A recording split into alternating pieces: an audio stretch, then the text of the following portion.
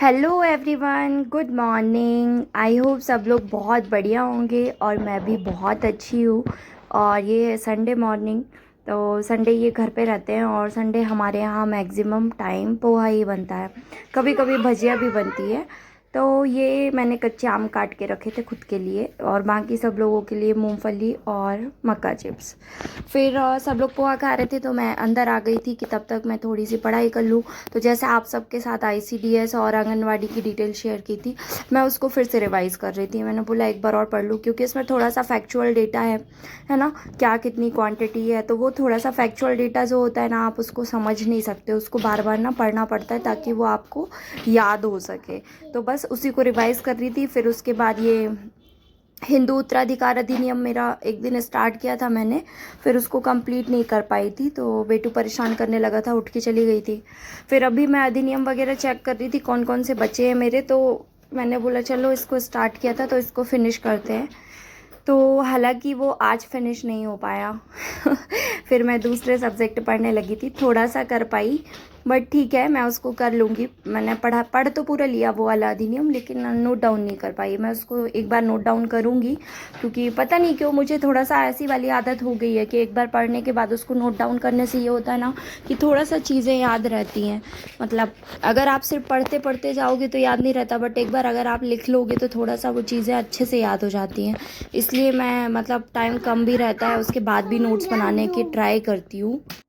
मुझे ऐसा लगता है कि एक बार मतलब नोट डाउन कर लो अगर आप किसी टॉपिक को ना, और फिर आप उसको पढ़ते हो जैसे एक दो बार पढ़ने के बाद, तो वो चीज़ें थोड़ा सा लंबे टाइम के लिए स्टोर हो जाती है।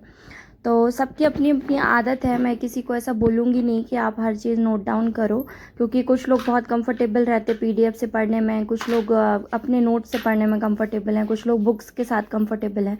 तो जो जिसके साथ कंफर्टेबल है उसके हिसाब से पढ़े।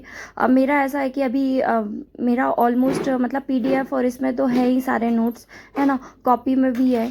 तो मैं सोचती हूँ कि यार खुद के बनाए हुए नोट्स मतलब दूसरों के नोट्स पढ़ने से बेटर खुद के नोट्स ज़्यादा अच्छे लगते हैं मुझे। मतलब मैं दूसरों की राइटिंग में जो लिखा रहता है उसको थोड़ा सा पढ़ने में मुझे प्रॉब्लम होती है, उतना कंफर्टेबल नहीं हो पाती। तो मैं इसलिए उसको फिर किसी से नोट्स लेती भी हूँ ना, तो पहले उसको खुद नोट डाउन करती हूँ फिर पढ़ती हूँ। हाँ, मैंने मतलब जैसा कि थंबनेल में था कि स्टडी टिप, तो पता है सबसे मतलब जो एक ही वो है ना कि पढ़ने की कोई टिप्स होती नहीं है। मतलब सिर्फ आपके ना मन में ये चीज़ होनी चाहिए कि आपको ये करना है, और क्यों करना है ये बहुत अच्छे से क्लियर होना चाहिए।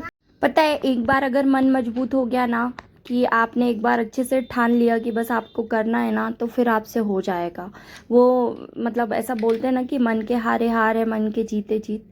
तो ये लाइन सुनने में ज़रूर लगता है कि अरे मतलब बोलने वाले बोल देते हैं, ऐसा होता नहीं है, बट एक्चुअली में ऐसा होता है। इसको फॉलो करके देखो, सच में अगर आप मतलब डेली थोड़ा थोड़ा थोड़ा थोड़ा थोड़ा करके अगर करते जाओगे ना, तो आप लिटरली आप फील करोगे कि आप काफ़ी आगे आ गए हो और आपको काफ़ी सारी चीज़ें आपके पास हो जाएंगी, आपको याद भी हो जाएंगी और टाइम देने से होंगी। पता है बिना टाइम दिए आपको कुछ भी याद नहीं होगा। मतलब चाहे कोई सा भी सब्जेक्ट हो आपका, जब आप उसको टाइम दोगे ना तभी वो आपको समझ में आएगा। और आप जैसे जैसे जितना ज़्यादा टाइम दोगे ना, वो टॉपिक आपका उतना अच्छे से प्रिपेयर हो जाएगा।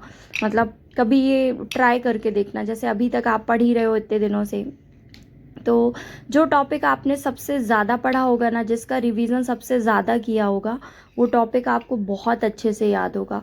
और जिस टॉपिक को आपने जस्ट एक बार पढ़ा होगा या दो बार पढ़ा होगा, वो आपको याद भी नहीं होगा। मतलब कभी ट्राई करके देखना कि जैसे आंख बंद करके अगर आप आईसीडीएस ही, जैसे मैंने अभी शेयर किया वीडियो में, है ना, आईसीडीएस आपने कितनी बार पढ़ा है, कभी आंख बंद करके ट्राई करना आईसीडीएस, लेटे लेटे ट्राई करना सोते टाइम कि आईसीडीएस। अब आईसीडीएस के बारे में आपने जितना पढ़ा है उसको रिवाइज करने की कोशिश करना बिना कॉपी के। आपको शायद है कि अगर आपने नहीं पढ़ा तो आप 2-4 लाइन से ज़्यादा नहीं कर पाओगे, और लेकिन अगर आपने उसको 2-4 बार 5 बार 10 बार रिवाइज कर लिया है, तो आपको पूरा पूरा कॉपी अब आपकी नोटबुक आपकी आंखों के सामने दिखने लगेगी और आप पूरा रिवाइज कर सकते हो। तो खुद के नोट्स से पढ़ने का प्रॉफिट बस ये रहता है कि एग्ज़ाम हॉल में जब बैठते हो ना, तो आपको मतलब यही तक याद आ जाता है कि आपकी कॉपी के किस पेज में ये लिखा हुआ है, अगर आपने उसको रिवाइज बहुत अच्छे से किया है तो बस रिवीजन का फ़ायदा मिलता है ना। जो लोग भी मतलब डर रहा है कि कोई भी कि नहीं हो पाएगा, है ना, तो थोड़ा सा रिवीजन ज़्यादा करो, बहुत अच्छे से हो जाएगा। और साथ में अपना ध्यान रखो, थोड़ा सा मूड फ्रेश करना भी बहुत ज़रूरी है। जैसे कि मुझे ही दिन भर से हेडेक हो रहा था और फिर संडे बस ये घर पे रहते हैं तो बोले कि चलो थोड़ा घूम के आते हैं, थोड़ा शॉपिंग वगैरह भी करनी थी, तो हम लोग फिर बाहर चले गए थे। तो रपटा, ये रपटा है, मंडला में रपटा ही है जो सबसे घर के पास भी है और सबसे अच्छी जगह भी है। मतलब मैक्सिमम लोग अपनी शाम में रपटा और सुबह रपटा जाना पसंद करते हैं। डुबा दे, डुबा दे। तुम डूब जाओगे तो फिर मम्मा क्या करेंगी बाबू? वो देखो वो आग जला रहे हैं वो लोग। वो क्या निकाल डुबा रहा है कलर से।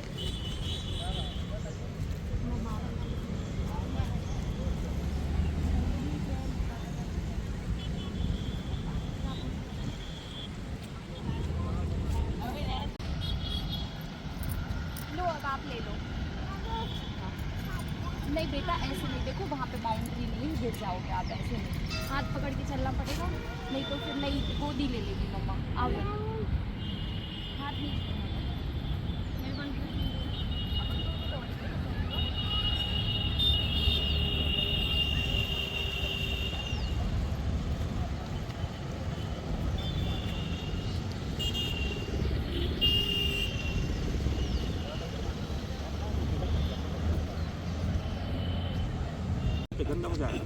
इसको कहीं लेकर के जाना मतलब हम लोगों की बहुत अच्छी खासी परेड करवा देता है ये लड़का। मतलब देखो ना, बाउंड्री यहाँ की बच्चों के हिसाब से उतना सेफ़ नहीं है तो थोड़ा सा डर लगता है, लेकिन बाहर की खुली हवा बच्चों के लिए अच्छी है।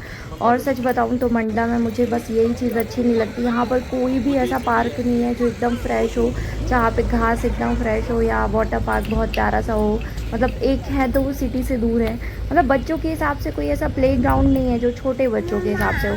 तो एक तो देखो, आपको ये पता है कि नर्मदा नदी है यहाँ पे, मतलब नर्मदा जी जो है पूरे मंडला के चारों तरफ ही है ना। तो एक जो पार्क है नेहरू पार्क, वहाँ पे भी जो है ना वो ओपन है, मतलब स्टेयर्स हैं और जस्ट नीचे नदी है। तो वो वहाँ पे वो पार्क भी सेफ़ नहीं है बच्चों के लिए, तो थोड़ा सा रिस्की रहता है कहीं भी ले जाना। और ये भैया है तो बहुत ज़्यादा ऊधम करते हैं और इतने फास्ट हैं ये कि दौड़ कर रोड पे आ जाते हैं कहीं भी, मतलब इनके साथ दौड़ना पड़ता है साथ में।